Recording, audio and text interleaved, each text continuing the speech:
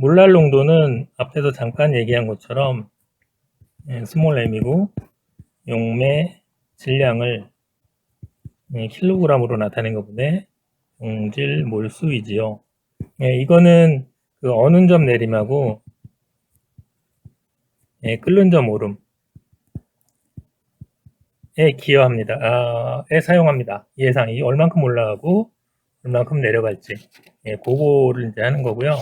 뭐 국을 끓이면은 국의 온도, 수증기 말고, 수증기는 뭐 온도가 무지 높아요. 그래서 굉장히 조심해야 됩니다. 수증기의 온도가 100도가 절대 아니고 100도보다 훨씬 높을 수 있습니다. 그러니까 무지 조심해야 돼요. 수증기에 싹 디면은 빨리 찬물에다가 그 대인대를 넣고서는 한참 있어야 돼. 안 아플 때까지, 막 얼얼할 때까지. 얼음 찜질해도 좋고요. 근데 제일 쉬운 거, 간편한 거는 찬물 틀어놓은 거니까 계속 아파요. 아프지만 덜 아플 때까지, 굉장히 시원해질 때까지 꾹 참고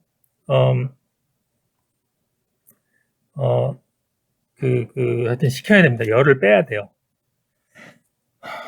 좀 버텨야지 그러면은 그 당시에는 덜 귀찮겠지만 고통은 한 진짜 100배는 더 될 거예요. 그러니까 또 라떼네. 몰랄 농도는 이제 이렇게 계산하고요. 이렇게 되면 이제 끓는 점 오름, 어느 점 내림 이런 게 있으니까 그거를 한번 해보면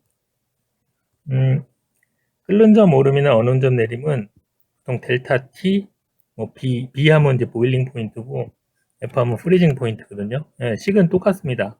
다만 이제 상수가 살짝 다른데 M, 뭐 K를 먼저 쓸 수도 있고 여기가 B거나 아니면 F 이렇게 씁니다. 이게 몰랄 농도이고 요게 몰랄 뭐 끓는 점이나 오름, 어는 점, 내림 상수예요. B면은 끓는 점 오름 상수, F면은 어는 점 내림 상수. 그 두 개 곱하면은 이거는 섭씨로 나옵니다. 얼만큼 오르냐니까, 얼만큼 내리냐니까 이게 그 절대 온도나 섭씨로 계산은 똑같아요. 그죠? 어는 그 차이니까. K. 그래서 지금 뭐가 있냐면요. 염화칼슘을 이제 그 길에다가 이제 뿌렸는데 그러면은 어느 점 내림이 얼마큼 들어갈까? 지금은 물 예를 들어서 500g에 염화칼슘 225g을 뿌렸다. 이렇게 하는 거예요. 그럼 이 용액의 몰랄 농도는 M은 그 킬로그램이니까 500으로 쓰면 안 되고 0.500으로 써야 되고요. 그 다음에 225g은 몰질량으로 나눠야죠. 몰질량이 110.98입니다. 계산하면 이제 몰랄 농도가 나오죠. 그럼 어느 점 내림에 필요한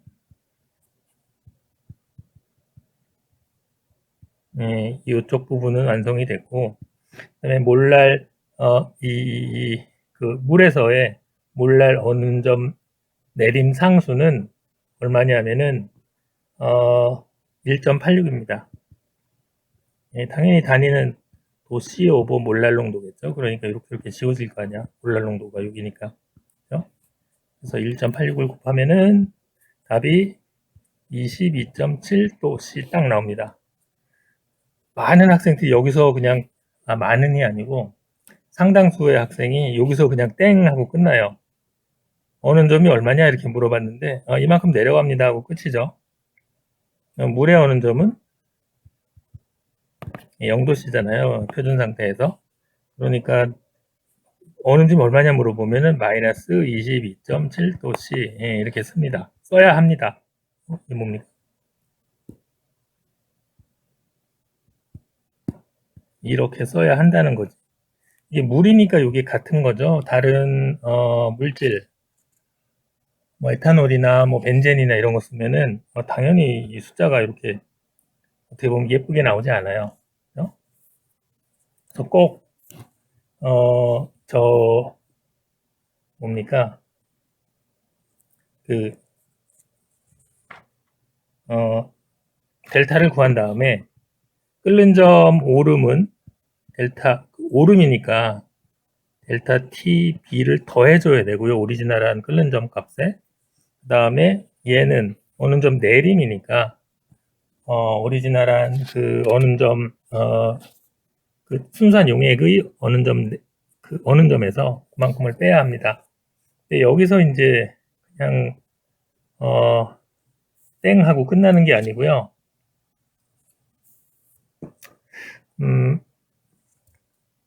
여기 22.7이 아니네요.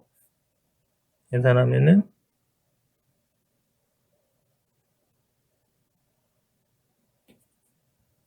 나도 그걸 먼저 계산했어야 되는데 깜빡했습니다. 아, 쏘리. 그래서 이렇게 계산하면 델타 T 얼마나 나오냐면은 25 나누기 110.98 나누기 0.5 하면은 예. 잠깐만요. 예, 맞아요. 오케이. 요걸 곱하기 1.86을 해야죠.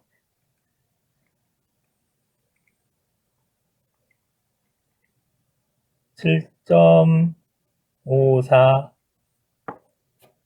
1.54 예, 더 뒤에 있는데 예, 나중에 계산을 해야 되니까 예, 여기까지만 쓸게요. 예, 7.54 입니다. 이렇게만 계산하면은 근데 이 그 이온화합물 같으면은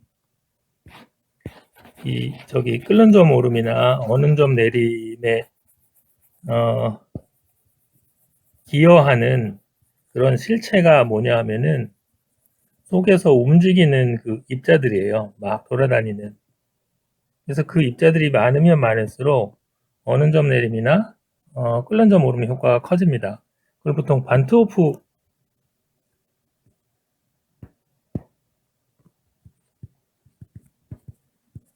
계수라는 거를 이제 사용을 하는데 이게 물에 녹았을 때 생기는 그러니까 어떤 화합물 하나를 녹였을 때 물에 들어가서 몇 개로 변신하느냐 갈라지느냐 예, 그거의 비입니다. 그러니까 만약에 물에 안 녹는 아니 저기 비전해질 같은 경우는 설탕이나 이런 애들이죠. 하나 녹이면은 수용액 속에서는 그거 하나만 돌아다니고요. 전해질 경우는 이론적으로 완전히 해리한다고 가정하면은 완전 해리한다고 가정하면은 강한 전해질, 약한 전해질은 거의 비전해질처럼 생각하면 되고요. 강전해질은 완전히 해리한다고 가정하면 NaCl 같은 경우는 하나 집어넣으면은 두 개 생기죠. 돌아다니는 게. 왜냐하면은 이렇게 둘로 갈라지니까 하나 넣는데 두 배의 효과가 생기는 거죠. 방금 했던 것처럼 CaCl2는 하나 넣으면은 세 개가 생깁니다. 사실 이거보다 좀 적은데요. 예, 지금은 그냥 요거가 두 개 이렇게 해서 예, 세 개가 생기죠. 그래서 이 어는 점 내림이나 끓는 점 오름 또는 뒤에 나올 그 삼투압 같은 효과는 처음에 얼마를 녹였느냐 보다 실제 녹아서 지금 용액 속에서 돌아다니고 있는 입자들의 개수가 몇 개냐 예, 그게 중요합니다. 그래서 아까 구한 요 7.54에다가 3을 곱해야 돼요. 지금 CaCl2를 하니까 그러면 22.7이 나옵니다. 예. 그래서 녹인 그 용지 녹아 있는 용질이 비전해질이냐 아니면은 강한 전해질이냐 그 약한 전해질은 거의 비전해질처럼 생각하면 되고요.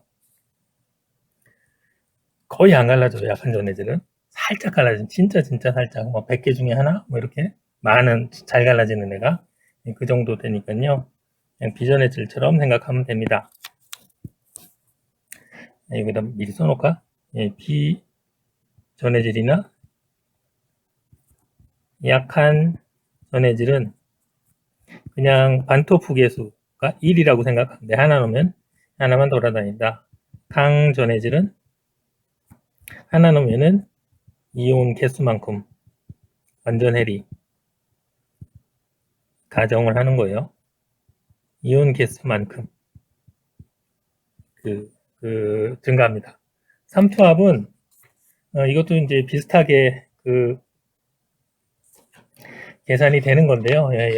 이거는 그냥 몰농도입니다. 그래서 삼투압은 파이는 MRT로 여기는 이제 절대 온도 써야 되는 거고요.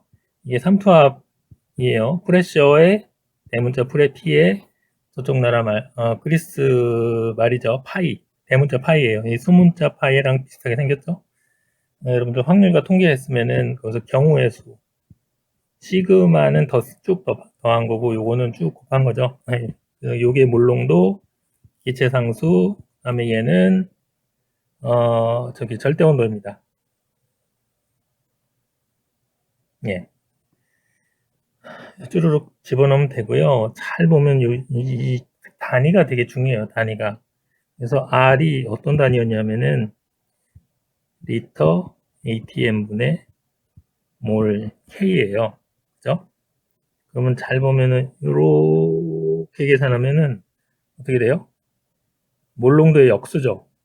그러니까 어떻게 되냐면 요 밑에다가 MK ATM 이렇게 쓴 꼴이에요. 그러니까 여기다가 앞에다가 요 M 곱하고 뒤에다가 T를 곱하니까 이 K잖아요. 그죠?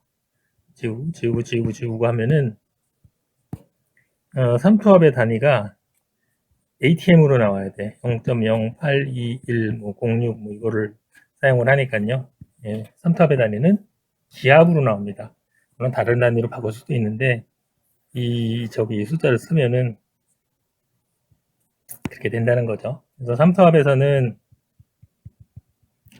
많이 나오는 것이 등장액, 고장액, 저장액 이렇게입니다. 이거 하이퍼, 그죠?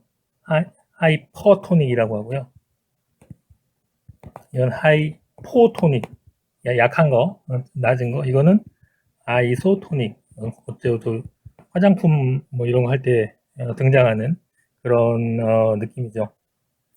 적혈구 같은 거를 우리 뭡니까 옛날에는 그 전에는 수액을 공급할 때 그냥 수액을 공급을 했대요. 글루코스나 뭐 이런 거 좀 집어넣고 몰랐을 때 그냥 꽂은 거지 혈관에. 그랬더니 사람들이 막 안 좋은 일이 생기는 거예요. 그래서 보니까 적혈구가 다 터진 거야. 이 수액을 맞으면서. 왜 터졌을까? 수액이 저장액이었던 거예요. 그러니까 피에서의 삼투압, 피에서의 전체 농도, 피라는 거는 물에 굉장히 많은 게 녹아 있는 거잖아요. 그 녹아 있는 입자들이 보이는 그런 전체 몰 농도에 비해서 이 링겔인지 수액을 이 수액의 농도가 수액에 들어있는 입자들의 몰수가 너무 작았던 거지. 그죠? 네, 그런 애를 이제 저장액이라 부르니까요. 그러니까 적혈구가 갑자기 상황이 밖에 너무 묽어진 거야. 그러면은 이런 상황에서 적혈구 안에 있던 거꾸로 미안합니다. 여기가 묽고 진한 거죠. 아까까지 진한 피에 있었으니까 묽은 피가 되니까 바깥에서 용매인 물이 막 들어와요. 여기가 부풀다가 뻥 하고 터지는 거지. 척혈구가 왕창 터지니까 당연히 나쁜 일이 생기죠. 고장액은 배추 절일 때 혹시 절이는 거 본 적이 있는지 모르겠는데 나물을 절이든지 나물을 절이든지 살짝 짠 거를 집어넣죠. 소금이나. 그러면은 아까 이 상황과는 반대로 밖이 진하고요. 안이 묽어요. 그러면 입자들의 개수가 밖이 많다는 거지. 그러면 이쪽 밖으로 용매인 물이 빠져나가니까 쪼글쪼글해지죠. 그러니까 숨이 좀 죽죠, 그죠? 이렇게 그 배추가 뻣뻣해다가 소금 처리하면은 이제 부들부들해지죠. 찌그러져가지고. 등장액은 뭐 똑같으니까 아까 수액 만들 때 이게 그 NaCl 0.15인가 16? 그 정도 돼요. 올 농도로 따지면은 이 정도 됩니다. 우리 몸에 있는 그게. 그래서 혹시 여러분들 중에 이제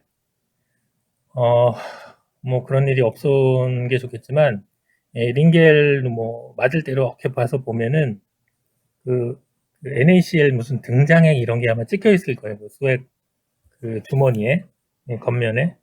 그거 보면 대략 이걸로 써 있습니다. 0.16? 몰라? 그 정도? 물론 이거를 이제 질량 퍼센트로 쓸 수도 있는데, 예. 예, 그게 이제, 여기까지가 용액에서, 계산을 다룬, 그런 내용입니다.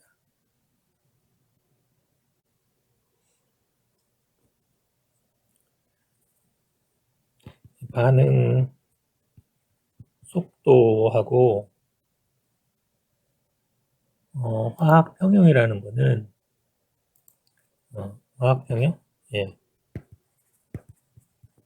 그, 앞에서 화학 반응식을 보는, 화학 반응을 보는, 네 가지, 시각이라고 이제 얘기를 했었죠. 그 중에 두 개입니다. 이 화학 반응 속도 같은 경우는, 약간, 어, 복잡해요. 좀 어렵습니다. 화학 평형은, 어렵다기보다는, 우리 책에서는 이제 별로 안 나와 있고요. 여기에 좀 주력합니다. 이거는 화학 반응이 말 그대로 이제 얼마나 빨리 일어나냐, 얼마나 빨리 해당하는 거고, 빠르게 반응이 진행되느냐, 그 다음에 이거는 얼마나 많이 해당합니다. 그러니까 얼마나 빨리인데, 그러면 언제 빠르냐? 그거 인데요. 좀 초기 속도입니다. 그 반응이 시작되자마자, 화학 반응이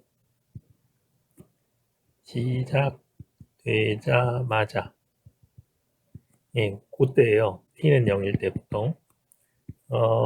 그래서 우리가 흔히 얘기하는 이게 반응물의 농도, 봅시다. 시간이 참 미안. 그 다음에, 이게 시간이죠. 0이고, 이쪽으로는 생성물의 농도. 처음에 시작하자마자는 뿡 하고 올라가요. 그러다가 이제 차츰 이렇게, 속도가 안정화됩니다. 이게 시간하고 농도니까 속도라고 하면 보통 여러분들 시간분의 거리 뭐 그런 거잖아요. 근데 우리는 지금 농도 변화를 다루니까 생성물이 얼마나 빠른 속도로 만들어지는가, 그거니까요. t는 0에서의 기울기 또는 t는 0에서의 접선의 기울기,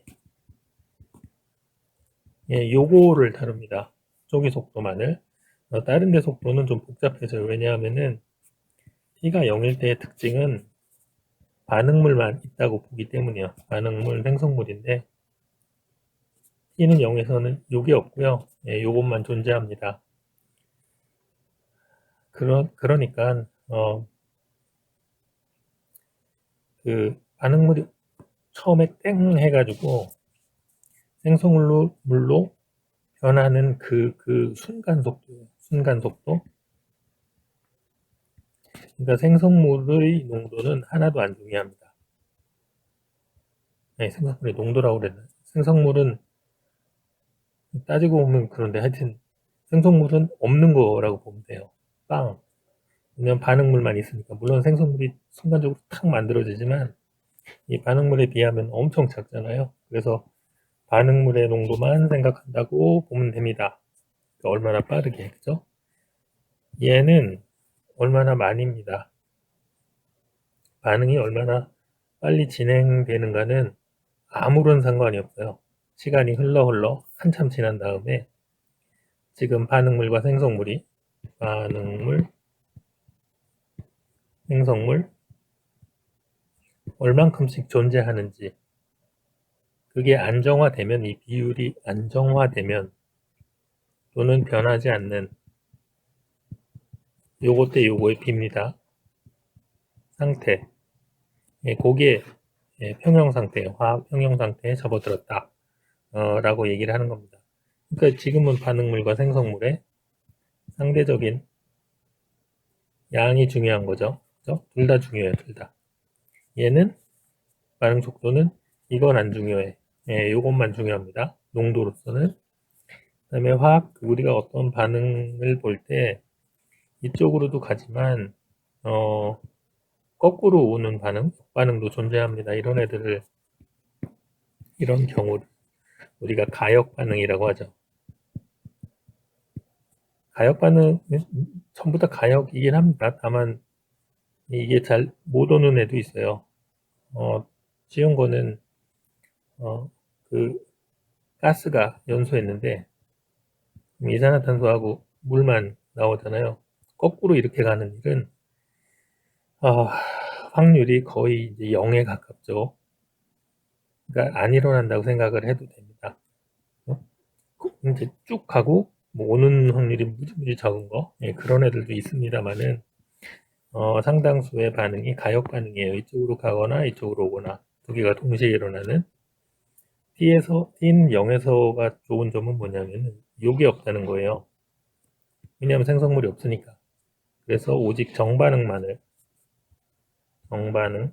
화학 반응할 때는, 반응 속도할 때는 정반응만 하니까 쉬운 거죠. 화학 평형에서는 그 시간은 아무런 역할을 하지 못하고 이제 평형 상태라는 곳에 도달했을 때 상대적인 반응물과 생성물의 비만 알면 돼. 이것만 계산을 하면 됩니다. 그것만 중요하니까.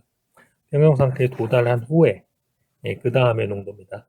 여기서는 시간이 아무런 역할을 하지 못해요. 이게 도달을 한 다음에 생각하는 거니까 한참 지난 다음에, 충분한 시간이 지난 다음에 생각하면 됩니다. 반응 속도랑 평형에 대한 차이점은 이제 좀 알겠죠. 속도는 초창기 제일 T는 0일 때, 생성물이 없을 때, 그때 정반응만이 존재할 때. 화학 평형은 시간과는 무관하고 한참 흘러 반응물과 생성물의 농도가 또는 양이 그냥 일정하게 유지될 때, 그때의 상대적인 양을 가지고 평형 상수라는 것을 얘를 계산을 할 수가 있습니다.